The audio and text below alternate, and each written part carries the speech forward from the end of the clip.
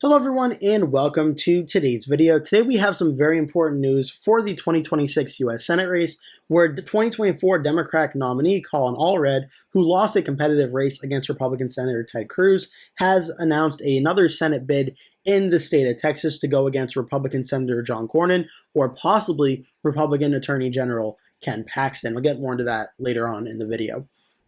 But former Representative Collin Allred is jumping back into the Texas Senate race after losing to Ted Cruz 8 months ago. In a video released on Tuesday, Allred, who flipped a red-leaning district in 2018, pledged to take on, quote, politicians like Texas Senator John Cornyn and Attorney General Ken Paxton, who are too corrupt to care about us and too weak to fight for us, while pledging to run on an anti-corruption plan.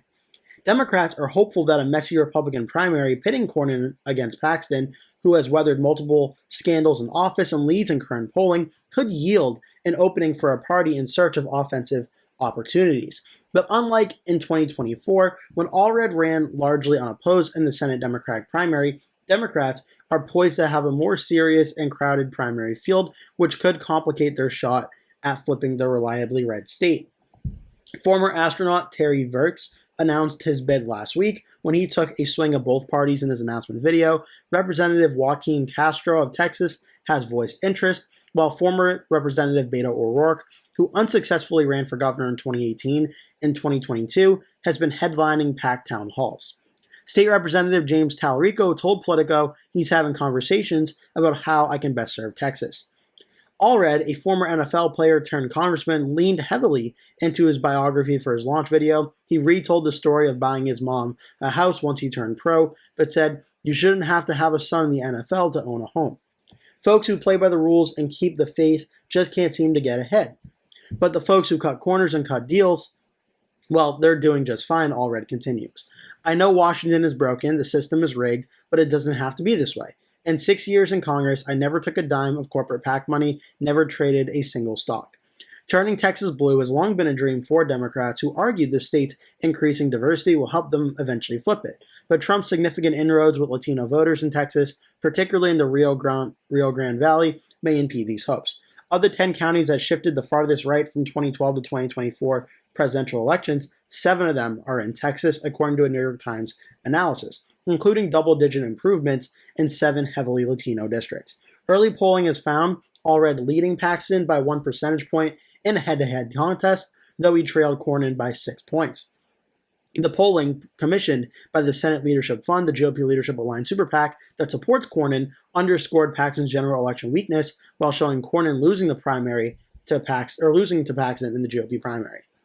So this is very interesting, and a few things going on here are true. Now that Collin Allred is in the race, I did a video a few days ago talking about how the Democratic candidates Allred and Talarico, O'Rourke, and Castro all met to talk about who should run for the Senate race in the hopes of getting one candidate to run and having a stronger ticket overall to run and not having a messy Democratic primary like the Republicans are having. And obviously, we don't know how it's going to play out if any of the other Democratic 3 candidates decide to enter this race or not. But by Collin Allred getting into this race first, he's essentially planting this flag and saying that I'm in the race first. Anyone else that joins the race after me goes into this race knowing I'm already here, and I'm not the one taking you on, you're the one trying to take me on. So Allred is trying to get in this race first and show that he should be the Democratic nominee again.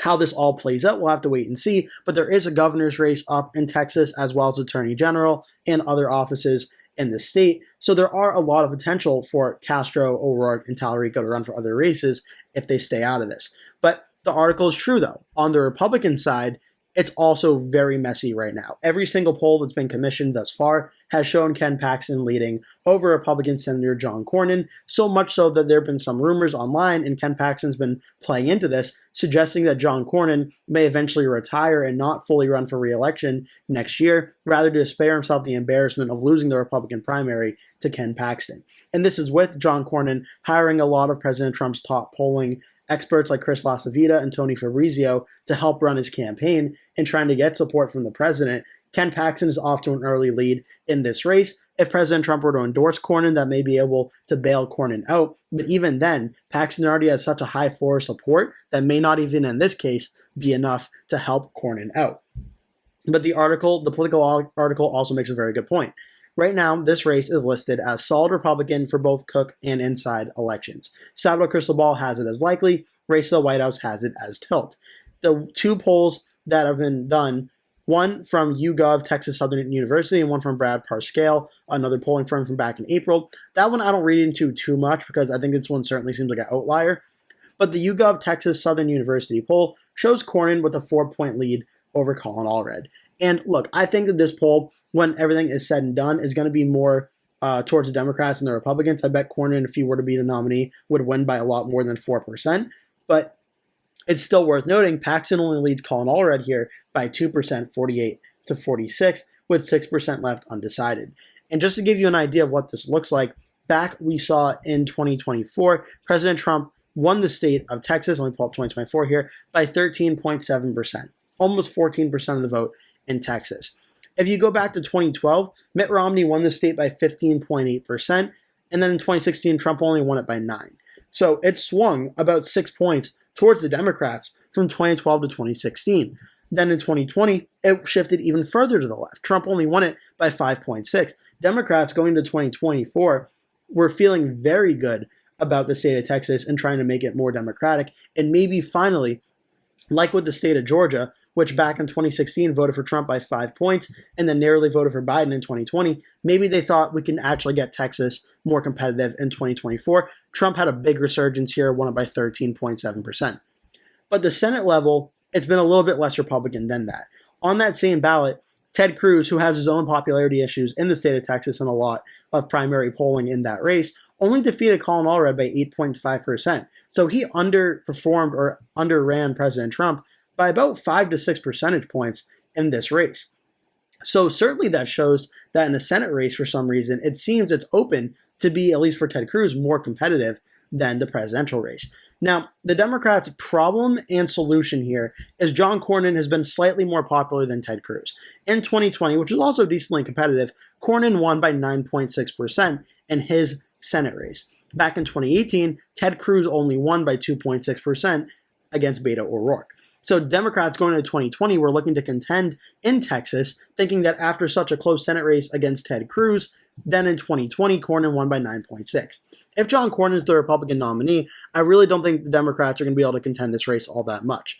But if it's Ken Paxton, well, you can make the argument, and I haven't seen any approval numbers so far to go off the top of my head, so this is just speculation, but you could argue, given that Ken Paxton was impeached in the state of Texas in 2023, that Paxton may have lower approval ratings than Ted Cruz in the state of Texas, who won by 2.6% in 2018, the last time there was a Democratic midterm year election that, based on history, was a very good year for the Democrats, and that's supposed to be what 2026 is going to be. So the election environment is setting up for another close Senate race in Texas if the Democrats have that big night that they need. Ted Cruz, look, in 2024, which did end up being a great night for the Republicans, Cruz won by 8.5%. But if Ken Paxton's the Republican candidate and not John Cornyn, there's serious potential that this race could get very competitive.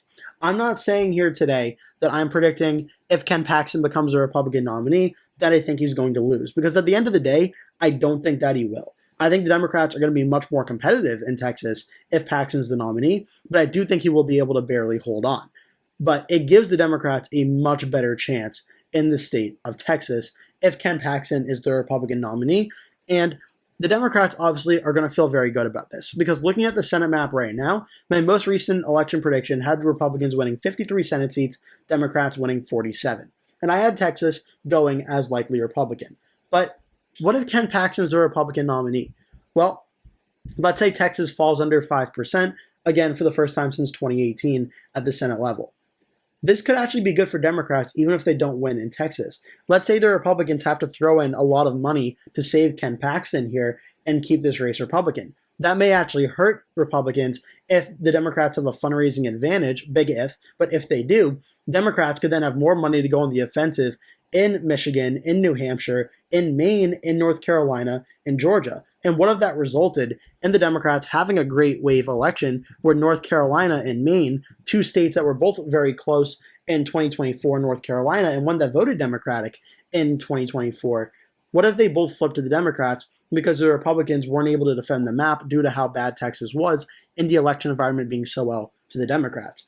it's certainly more of a Democratic best case scenario for Susan Collins to lose in Maine, and for their Senate race in North Carolina, which is going to be close anyway. For both of them to go Democratic, it's probably more of a best case scenario. But is it impossible? I don't think so. If the Democrats have a 2018 type election environment, North Carolina and Maine being blue is not the most far-fetched scenario that I can think of for 2026. So Texas, Republicans really need to get this race right and win this race. And Ken Paxton being the Republican nominee in the early polling shows that could be a very legitimate concern that could help the Democrats in other races, both in Texas and outside of Texas as well. But I'm interested to hear what your thoughts are. Leave a comment below telling me what you think about this news about Collin Allred entering this race. Again, for Allred versus Paxton, I may start it out as likely Republican in my next prediction. I may start it out as lean. I kind of want to start it out as lean in all honesty, but I'm probably going to hold off on doing that for now. But yeah, leave your thoughts in the comment section below. Make sure to like and subscribe if you enjoyed this video, and make sure also to leave any other video ideas you have for me you would like to see me cover. Thank you so much for watching. Hope to see you in a future video.